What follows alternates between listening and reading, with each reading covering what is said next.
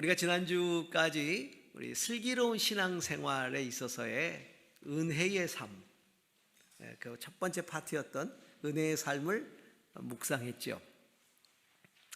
그 은혜의 삶이라는 건 온갖 신령한 복을 누리는 삶이다.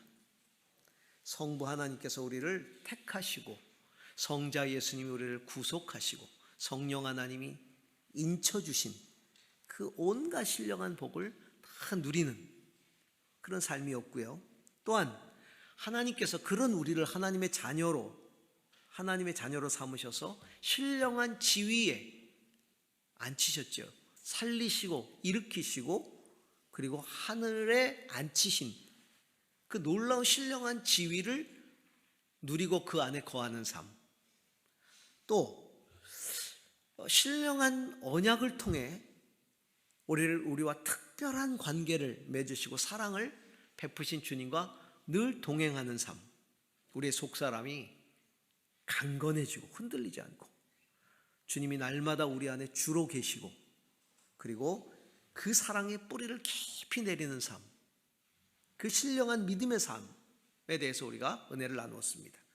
그런데 그 은혜를 깨닫게 하는 것, 그 은혜를 누리게 하는 것, 그 은혜 안에서 살아가게 하는 것이 바로 진리예요. 그래서 은혜와 진리는 항상 같이 떨어질래야 떨어질 수 없이 항상 언급이 됩니다. 은혜와 진리. 우리는 진리를 통해 은혜를 깨달아요. 진리를 통해 은혜를 갈망하게 돼요. 진리를 통해서 은혜 안에서 살아가게 됩니다. 그렇기 때문에 슬기로운 성도들은 진리 안에서 인생 길을 걸어갑니다. 하나님은 당신을 인정하는 사람, 당신을 신뢰하는 사람들을 인자와 진리로 이끄신다, 이렇게 말씀하시죠. 하나님은 당신을 신뢰하는 사람을 인자와 진리로 이끌어 가십니다. 그래서 오늘도 성경에 보면 인자와 진리를 목에 매라 이렇게 말씀하고 있잖아요. 그 인자와 진리로 항상 이끌어 주시는 거예요. 앞으로 우리 4월달 4주간 우리가 이 은혜를 깨닫게 하는 진리의 삶을 우리가 묵상하게 됩니다. 우리가 말씀을 묵상하는 동안 우리 모두가 진리 안에서 더 깊은 은혜를 깨달을 수 있기를 바랍니다. 그리고 올바른 신앙의 길을 걸어갈 수 있기를 소망합니다. 자, 그럼 우리는 어떻게 은혜와 진리 안에서 슬기로운 신앙생활을 할 수 있을까요? 자, 오늘 읽은 성경 잠언 3장 3절 그리고 4절 5절 6절을 다시 한번 읽습니다. 잠언 3장 3절입니다. 인자와 진리를 저버리지 말고 그것을 목에 걸고 다니며 너희 마음속 깊이 새겨두어라. 자, 5절 6절 너의 마음을 다하여 주님을 의뢰하고 너의 명철을 의지하지 말아라. 내가 하는 모든 일에서 주님을 인정하여라. 그러면 주님께서 내가 가는 길을 곧게 하실 것이다. 진리는 은혜를 깨닫게 하고요, 은혜 받은 사람은, 은혜를 깨달은 사람은 진리를 추구합니다. 진리는 은혜를 깨닫게 하고 은혜 받은 사람은 진리를 추구하게 되는 것이죠. 잠언, 오늘 읽은 잠언은 우리 성도들에게 진리의 말씀을 우리 마음속 깊이 간직하라고 이야기하고 있어요. 그 말씀을 마음속 깊이 새기라. 그러면서 우리들 자신의 명철을 의지하지 말라. 주님의 인자와 진리를 따라 살려고 애쓰라. 이렇게 말씀하고 있죠. 그럴 때 우리의 길을 곧게 하신다. 너의 마음을 다하여 주님을 의뢰하고 너의 명철을 의지하지 말라. 모든 일에서 주님을 인정하여라. 그리하면 내가 가는 길을 곧게 하실 것이다. 진리는 곧 하나님의 말씀이죠. 그 말씀 안에는 하나님의 뜻이 담겨 있고요, 하나님이 이끄시는 길이 그 안에 담겨 있습니다. 우리가 하나님을 알게 된 것, 하나님을 믿게 된 것도 다 진리의 말씀 통해서 알게 되는 것이죠. 말씀이 우리로 하여금 하나님께 가까이 나아가도록 하는 겁니다. 저는 개인적으로 학창시절에 철학에 좀 관심이 있었어요. 철학자들을 좋아했습니다. 그리고 철학자들의 글이나 이야기들 이런 데 귀를 좀 많이 기울였던 것 같아요. 관심이 많았어요. 그들이 어떤 진리를 이야기하는지 또 나름 의미도 있었습니다. 그러다 보니 이제 전공도 철학을 하게 되었는데, 사실 요즘 시대를 이렇게 보면 요즘은 깊은 사고를 요하는 그런 시대는 아닌 것 같아. 왜냐하면 눈에 보이는 굉장히 감각적이고 눈과 귀를 즐겁게 하는 굉장히 감각적이면서 직관적인 것들, 현실적인 것들이 인기가 있죠. 요즘 애기들 보면요, 태어나서 얼마 안 됐는데 그 아이들은 제일 먼저 배우는 게 뭔지 아세요? 스마트폰 넘기는 거. 와, 아니 배우지 않아도 알아요. 그건 어떻게 아는지 아마 엄마들이 이렇게 하는 거 본 것 같아. 엄마들이 이렇게 하는 거 본 것 같아. 그러니까 뭐 아기들이 벌써 보는데 익숙해지잖아요. 그만큼 굉장히 직관적이고 감각적인 시대를 우리는 살고 있습니다. 그걸 이제 포스트 모더니즘 시대라 그래요. 포스트 모더니즘. 왜냐하면 모더니즘 시대, 근대 사회는 사고의 시대였거든요. 근데 그 사고의 시대가 지난 다음 포스트 모더니즘에는 합리적 사고보다도 감성적 느낌을 굉장히 강조하고 절대적 진리보다는 상대적 진리를 강조하는 시대가 되어버렸어요. 그렇기 때문에 제가 살았던 시대는 사실은 감각적인 게 별로 없었어요. 볼거리도 별로 없었거든요. TV도 별로 없었으니까 집에도 TV가 있는 집이 많지 않았어요. 동네에 TV가 슈퍼에 하나 있으면 동네 아이들이 거기 다 몰려들었어요. 레슬링 선수 김일 선수가 레슬링을 할 때면 온 동네 사람들이 거기 다 모여가지고 아이들이 다 모여가지고 거기서 그걸 보는 거예요. 그 김일 선수가 박치기가 유명했거든요. 그러면 김일이 상대 선수를 박치기 딱 하면 온 동네가 박치기 그랬어요. 다. 그 정도로 막 그것도 흑백 TV. 그러던 시대에 뭐 감각적인 게 뭐가 있겠습니까? 그때는 사실은 감각적인 것보다는 이성적인 것, 사고를 요하는 이런 것들이 더 지금보다 활발했던 시대였죠. 나름대로의 사고 체계를 만들어 서로 이야기하고, 그 사고 체계를 우리는 이렇게 거창하게 불렀습니다. 개똥철학. 개똥철학이라고 얘기를 했어요. 그래도 뭐 개똥이든 소똥이든 철학적 체계를 나름대로 만들어 본다는 게 얼마나 의미가 있습니까? 그러던 시대였어요. 근데 제가 신앙을 갖게 됐어요. 신앙을 통해서 제가 깨달은 것은 진리도 다 같은 진리가 아니라는 거예요. 은혜로운 진리가 있더라는 거죠. 그것은 뭐냐면 은혜를 알게 하는 진리예요. 은혜라는 것을 깨닫게 하는 진리.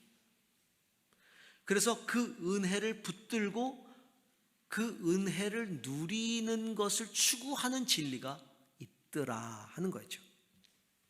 그게 어떤 진리냐면 하나님을 아는 진리였어요. 하나님을 믿는 진리였어요.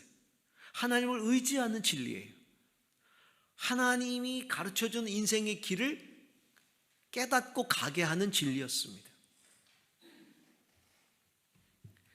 말씀이라는, 하나님의 말씀이라는 진리가 깨닫게 한 게 한마디로 은혜였어요. 나는 은혜가 필요한 존재다. 하나님이 내게 그 은혜를 베푸셨다 하는 거죠.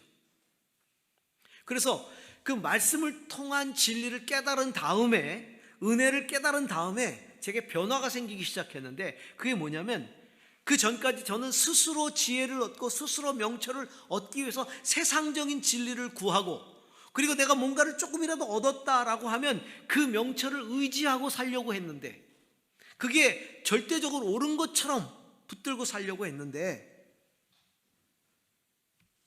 은혜를 깨닫게 하시는 하나님의 말씀을 따라 살아가는 제 자신이 된 거예요. 말씀은 제가 얼마나 어리석은 존재인지를 깨닫게 하셨어요. 말씀은 제가 얼마나 연약한 존재인지를 깨닫게 하셨어요. 그래서 은혜가 필요하다는 걸 깨닫게 하셨어요. 나는 주님의 은혜 없이는 살아갈 수 없다. 오늘 정말 지혜로운 왕이었던 솔로몬은 우리들에게 하나님의 인자와 하나님의 진리를 목에 걸고 다니고 마음속 깊이 새기고 모든 일에서 그분을 의지하라, 이렇게 이야기하고 있어요. 인자와 진리를 목에 걸고 다닌다는 말은 늘 진리의 말씀을 가까이 하라는 얘기죠. 그러면 그 진리의 말씀 속에서 우리는 날마다 하나님의 인자하심을 경험하게 된다는 겁니다. 그리고 그 인자하심에 합당한 의를 추구하며 살게 된다는 것이죠. 그때에 하나님은 우리 인생을 올곧은 길로 이끌어 가신다는 겁니다. 우리 모두가 인자와 진리 안에 언제나 거하는 성도들 될 수 있기를 바랍니다. 두 번째로, 진리를 통해 깨닫게 되는 은혜는 바로 독생자 예수 그리스도가 진리다라는 거예요. 예수 그리스도가 진리의 본체이시다. 그 예수 그리스도를 믿는 것이 진리다. 이게 우리가 받은 은혜였어요. 자, 요한복음 1장 14절 다시 한번 보겠습니다. 같이 읽습니다. 시작. 그 말씀은 육신이 되어 우리 가운데 사셨다. 우리는 그의 영광을 보았다. 그것은 아버지께서 주신 외아들의 영광이었다. 그는 은혜와 진리가 충만하였다. 예수 그리스도는 은혜와 진리가 충만하였다. 태초부터 진리의 말씀으로서 하나님과 함께 하셨던 그 예수께서 육신이 되어 우리 가운데 오셨다는 거예요. 우리는 그분을 통해 영광을 보게 되었는데, 예수 그리스도는 하나님의 외아들 독생자의 영광이었다. 그분에게 은혜와 진리가 충만했다는 겁니다. 생명의 빛으로 이 땅에 오셨는데 사람이 영적인 눈을 뜨지 못해서 그 빛을 알아보지 못했다는 거예요.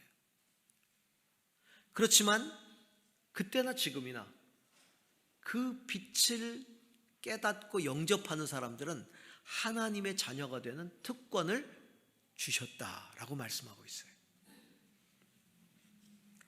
모세라는 사람은 율법이라고 하는 진리의 그림자를 통해서 우리에게 하나님을 이야기했지만, 예수님은 친히 육신으로 오셔가지고 그 진리를 삶으로 보여주셨어요. 나타내 주셨어요. 그래서 하나님의 자녀가 될 수 있도록 하셨어요. 그래서 히브리서 기자는 뭐라고 얘기했었냐면, 율법이라는 건 장차 올 좋은 일의 그림자일 뿐이요 그랬거든. 그러면서 참 형상이 아니다. 그럼 참 형상은 예수 그리스도라는 것이죠. 예수 그리스도의 그림자에 불과하다. 율법은 예수님이 본체이시다, 빛이시다라는 거죠. 자, 요한복음 1장 1절에서 4절을 같이 읽습니다. 태초에 말씀이 계셨다. 그 말씀은 하나님과 함께 계셨다. 그 말씀은 하나님이셨다. 그는 태초에 하나님과 함께 계셨다. 모든 것이 그로 말미암아 창조되었으니 그가 없이 창조된 것은 하나도 없다. 창조된 것은 그에게서 생명을 얻었으니 그 생명은 사람들의 빛이었다. 태초부터 함께 있었던 진리의 말씀, 그 말씀은 천지를 창조하신 하나님의 본체와 똑같은 그런 분이셨다. 그런데 그 진리의 빛이 육신을 입고 오셨다는 거죠. 요한복음 1장 9절에서 12절입니다. 참 빛이 있었다. 그 빛이 세상에 와서 모든 사람을 비추고 있다. 그는 세상에 계셨다. 세상이 그로 말미암아 생겨났는데도 세상은 그를 알아보지 못하였다. 그가 자기 땅에 오셨으나 그의 백성은 그를 맞아들이지 않았다. 그러나 그를 맞아들인 사람들, 곧 그 이름을 믿는 사람들에게는 하나님의 자녀가 되는 특권을 주셨다. 이 세상에 육신을 입고 오신 진리의 빛이신 예수 그리스도를 맞아들이는 사람들은 누구나 다 하나님의 자녀가 되는 특권을 가지게 되는 것이죠. 그래서 우리는 그것을 뭐라고 불러요? 거듭난다 이렇게 부르잖아요. 거듭난다, 다시 태어난다. 하나님의 자녀로 다시 태어나는 거예요. 예수 그리스도를 맞아들이면 우리는 하나님의 자녀로 다시 태어나는 것입니다. 그 특권이에요. 그래서 특권이란 말을 쓰고 있어요. 자녀로 태어나는 건 특권이. 그 자녀는 그렇게 태어나는 특권을 얻은 거예요. 하나님의 자녀로 태어나는 특권이 우리에게 있는 거예요. 왜 특권이란 말을 쓰냐면 우리가 그것을 위해서 한 게 없기 때문에. 우리가 그것을 위해서, 우리가 하나님의 자녀로 태어나기 위해서 한 게 없어요. 우리는 예수 그리스도를 믿어서 성령으로 거듭날 뿐이죠. 거듭 태어나는 것. 그때 우리는 하나님의 자녀가 되는 것입니다. 우리는 진리를 알아야 됩니다. 진리를 아십니까? 길거리 가다 보면 도를 아십니까? 하고 접근하는 사람들 있어요. 도를 아십니까? 저는 도를 아십니까? 하는 사람에게 꼭 묻고 싶어요. 진리를 아십니까? 라고. 왜냐하면 도라는 건 길이잖아요. 진리를 모르면 길을 알 수가 없거든요. 그러면 진리는 생명을 주는 것만이 진리잖아요. 그렇죠? 그리고 생명을 줄 수 있는 진리를 알아야 도를 아는 거예요. 자, 진리를 알아야 됩니다. 진리를 알되 은혜의 진리를 알아야 돼요. 은혜의 진리. 그리고 은혜의 진리를 알되 그 은혜, 구원의 은혜는 예수 그리스도를 믿음으로써만 가능하다는 진리를 알아야 되는 것입니다. 할렐루야. 저는 우리 모두가 다 그 은혜의 진리, 예수 그리스도를 알고 믿게 됨에 너무나 감사합니다. 그 생명의 빛을 따라 걸어갈 수 있는 우리의 인생의 길이 될 수 있기를 바랍니다. 자, 마지막 세 번째로 은혜와 진리 안에 살아가는 사람들은 두 가지를 경험하는데, 하나는 영광을 경험하고 또 하나는 존귀 여김을 경험한다는 겁니다. 자, 잠언 3장 3절을 다시 한번 볼까요? 잠언 3장 3절 같이 한번 읽어보겠습니다. 시작.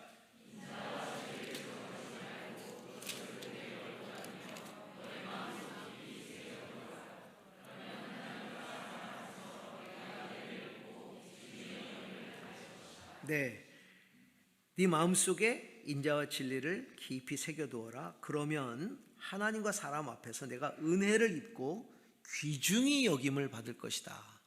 자, 오늘 읽은 요한복음 1장 14절 말씀에는 말씀이 육신이 되어 우리 가운데 사셨다. 우리는 그의 영광을 보았다. 영광을 보았다.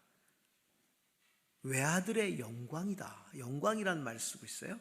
그러면서 은혜와 진리가 충만하였다. 예수님을 통해 구원의 은혜를 받게 되면 우리는 주님의 말씀을 늘 마음에 두고 살아가게 되죠. 그렇죠? 주의 말씀을 우리 마음에 두고 살아갈 때 하나님은 우리에게 하나님의 영광을 깨닫게 하십니다. 말씀을 통해. 그리고 사람들에게 귀중히 여김을 받게 하세요. 자, 고린도후서 4장 6절에서 7절을 한번 읽어보겠습니다. 어둠 속에 빛이 비쳐라 하고 말씀하신 하나님께서 우리의 마음속을 비추셔서 예수 그리스도의 얼굴에 나타난 하나님의 영광을 아는 지식의 빛을 우리에게 주셨습니다. 우리는 이 보물을 질그릇에 간직하고 있습니다. 이 엄청난 능력은 하나님에게서 나는 것이지 우리에게서 나는 것이 아닙니다. 하나님이 우리 마음속을 예수 그리스도를 통해서 그 빛을 비추셔서 그리스도의 얼굴에 나타나 있는 하나님의 영광을 아는 지식의 빛, 하나님의 영광을 아는 지식의 빛을 비춰 주신다는 것이죠. 예수 그리스도를 통해서 우리는 하나님의 영광을 깨닫게 돼요. 그리고 그것을 경험하게 되는 것이죠. 그것은 그리스도를 통해서만 가능해요. 예수 그리스도를 우리 마음속에 비추셔서 하나님의 영광을 아는 깨달음이 있게 되는 거예요. 영광스러움이 어떤 것인지, 그 영광이 우리 마음 가운데 임하는 거죠. 그래서 이 영광이 우리 가운데 임하면 말할 수 없는 기쁨이 우리 안에 있게 됩니다. 진정한 감사가 우리 안에 있게 되죠. 세상이 줄 수 없는 평강이 우리에게 찾아옵니다. 그래서 하나님을 영화롭게 하는 삶을 살아가게 되는 거예요. 그렇게 살아가는 사람, 진리를 따라 살아가는 사람, 하나님의 영광의 빛을 드러내는 사람을 세상은 존경합니다. 진리를 삶으로 보여주는 사람이잖아요. 진리를 삶으로 나타내는 그 사람을 세상은 귀하게 여깁니다.